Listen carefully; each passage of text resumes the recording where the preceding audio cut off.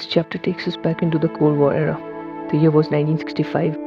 Just months before the war, a crisis was already shaping up with the failure of the monsoon. As the summer of 66 progressed, it became apparent that it would be another dry spell. The drought situation by now had worsened, and with the booming population coupled with socio-economic factors and administrative failures, the new state of Bihar was the hardest hit. Failure of monsoon also meant the failure of primary grain crop paddy or the rice, which was pretty much the lifeline for the region.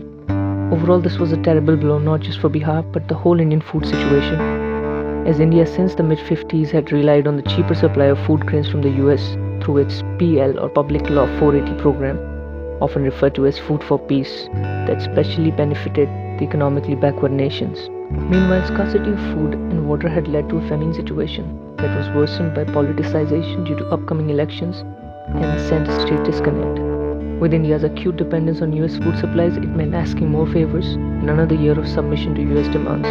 President Lyndon Johnson further made things impossible with his short tether, or the more infamous ship-to-mouth policy, overseeing the PL 480 supplies himself and keeping a very tight supply line, releasing only just enough that food grains moved directly from the ship to the consumers. Now, whether LPG acted in spite over India's Vietnam policy, or was he genuinely concerned about improving India's food situation by pushing it to adopt agricultural reforms or self-help measures, remains a matter of debate.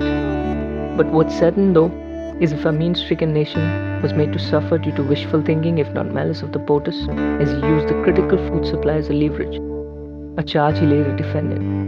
Eventually the aid did arrive, additional supplies were secured too, and the famine was averted. But that's not the end though. There is more to this story: the ambitious foreign policy of the United States and its push of a new kind, the weather diplomacy.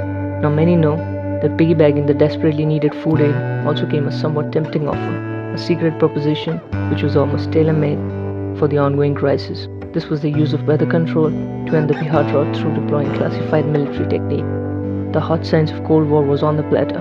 Indian government, though initially hesitant, agreed, insisting it being referred to if need be as having agricultural objective as against any reference to military association for the obvious reasons. The United States didn't share the confidence of the new leadership with Prime Minister Indira Gandhi at the helm, nor did the opposition, particularly the leftist or the communist bloc, which was pretty much enhanced against US policies, and the population to a large extent were almost paranoid.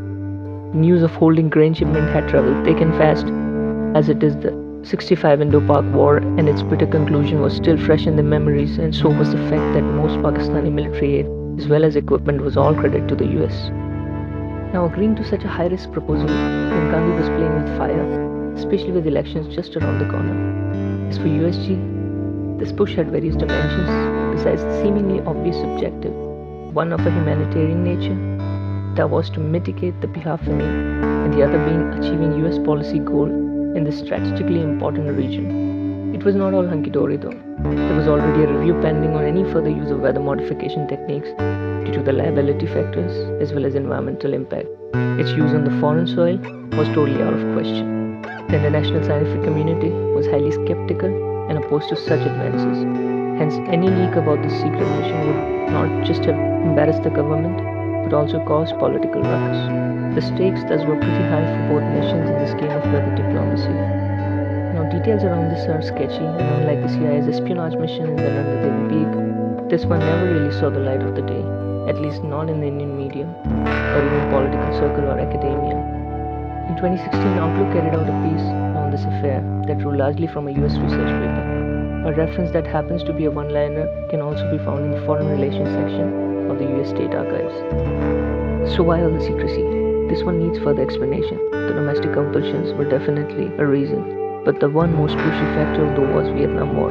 On March 18, 1971, Jack Anderson wrote a piece in the Washington Post on the US military actions in Vietnam. The story was based on a 1967 secret memo from the Joint Chief of Staff to President Johnson outlining the use of weather control.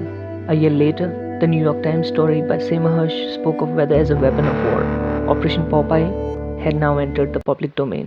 It was only after Project Popeye's trial run over the Laos Panhandle in the later part of 1966 that Operation Grommet and later Operation Popeye got a green light. Its purpose was extending the monsoons to hinder Viet Cong's troop movement along the Ho Chi Minh Trail. A word about Grommet could have jeopardized the US objective. More importantly, it would have been a damning revelation if the info on the use of weather as a weapon of war by US troops in Vietnam was leaked. This was another reason why Project Grommet became a hush affair. Coming back to our India story. Early in the cold winter morning of January 23rd, 1967, an unmarked US military transport plane landed at New Delhi. On board were officials, military personnel, and scientists from Naval Air Weapons Station, Channel Lake, California, formerly called the NOTS, or the Naval Ordnance Test Station. Led by Dr. Pierre M. Mann, the team's mission was to covertly seek the cloud cover of famine-stricken Bihar skies to end the drought, using classified weather modification technique.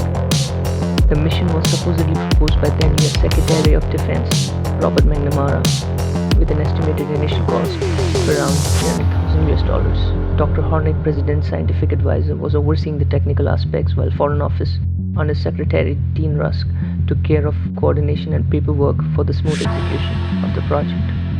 The project, however, hit hurdles right from the get-go. The secrecy itself wasn't problematic enough. For days, the condition remained unfavorable with negligible cloud cover over target areas. Finally, by mid-February, there was some hope. And the seeding ops kicked off, as seeding aircrafts roared the Bihar skies. Some success was noted, but to what extent wasn't quantified. Perhaps the parched lands had been too thirsty for far too long, or perhaps the secrecy then was paramount. Either way, the seeding missions carried on and off until April that year. Then, with the onset of monsoon, some new challenges came forth, and to avoid any sort of worst-case scenario, in the best interest of both parties, it was mutually agreed to pull the plug off Project Grommet. As for India, 67 turned out to be a good monsoon that ended the famine situation. Project Grommet was quietly shut. 2 years later, the US team was in Philippines overseeing Project Grommet 2, that went down as a success story.